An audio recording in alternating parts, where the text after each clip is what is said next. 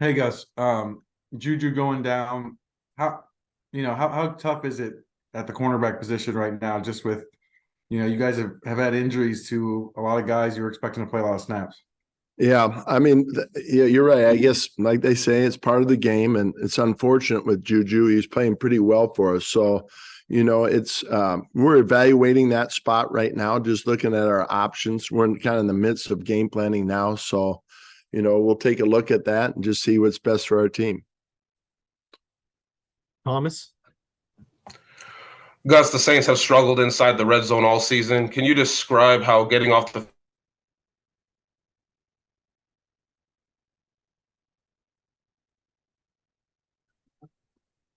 He sounds like he went out. Can you hear me now? Okay, now I can. Okay, sorry, Gus. The Saints have struggled inside the red zone all season. Can you describe how getting off the field on third down will play a factor in Sunday's game? Yeah, I mean, each week that's a critical part. All those situations, red zone, third down, our ability to affect the quarterback, all those are big components in it. So it'll be no different. We know that teams can catch fire. I know they've got a nice little package that they use down there, and we got a lot of respect for them. They got a lot of threats down there. The ability to run the ball, the ability to throw the ball. So it'll be a challenging group to defend. Nate.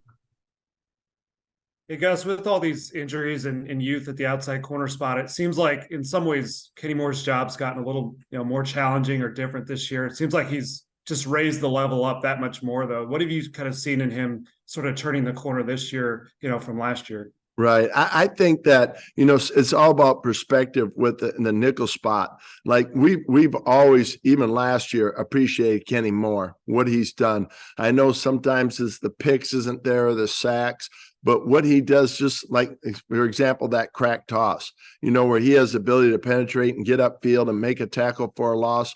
He's done multiple things like that. He allows us the ability, teams, which I told you last week, they tried to get us to play backwards, and to have a nickel that will tackle and is a willing tackler and knows how to his fits.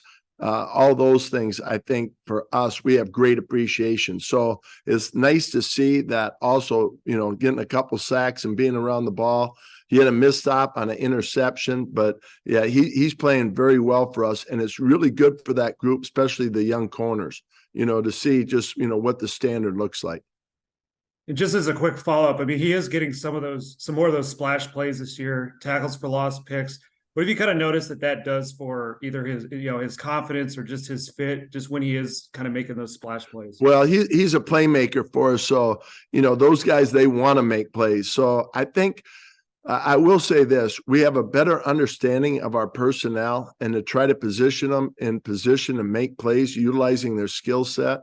I think that is a part of it too. We have a better understanding. Kenny's been the same guy. He plays at a high level there, but to try to find ways to get him around the ball, I think is important. And when we do that, he has a tendency to make big plays for us. James. Gus, what do you take away from the last two penalties, obviously the ones that everyone's talking about, and what do you teach from those moments going forward when you might have think you did the right thing, but there you see some laundry on the field? Right. Well, I think it's unfortunate, right, when plays like that happen, and it feels like all the pressure's on that play, and it's a game-deciding play. But I think there's obviously other plays that led up to it that we got to get corrected too. But I mean, as a coaching staff, I mean, we talk about it, and then we come back to looking at the technique. How do we want to do that? Should we have pressed? Should we have played from off? If we do play from off, what's the timing of that blitz? And, when should we expect the ball to be out?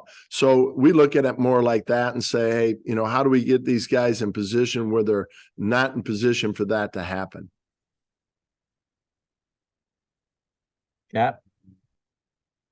That's two things.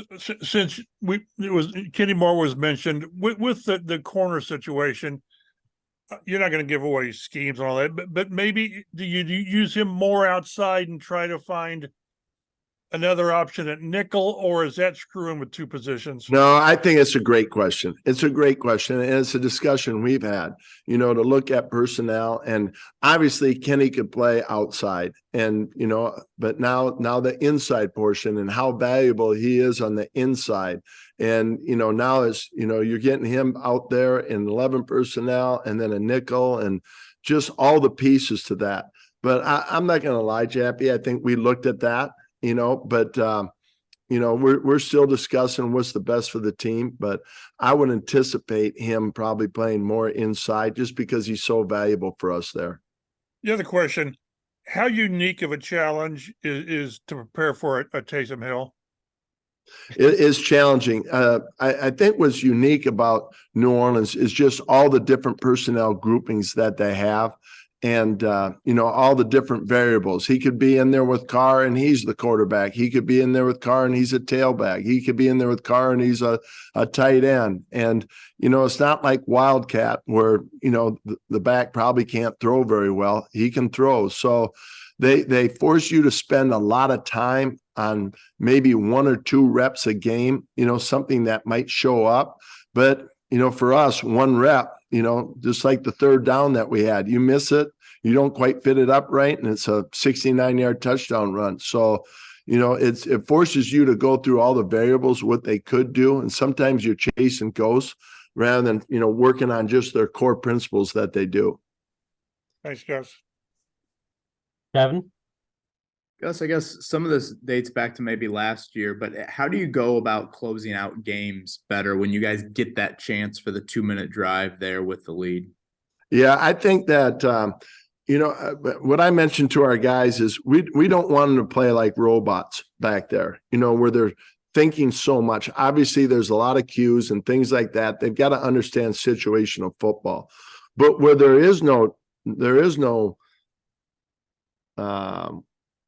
easing off or flexibility is on technique. I think the technique part of it, we mentioned there was a time when Kenny Moore was going to blitz and they came out with a different formation and he thought it might have been, a certain pass. So he didn't come. I think that's instincts. That part is good.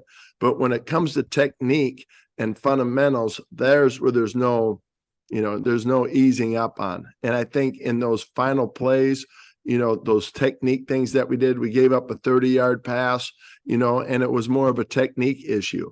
And, those things we have no flexibility on. We got to continue to preach that with those guys. And for the most part, they do that, but all it takes is one person. Last question for Gus. Nate? Yeah, with a position like outside cornerback, I'm just wondering how quickly can you get a guy up to speed who's new, to get him on the field? I'm thinking about a guy like you guys just signed Amir Speed.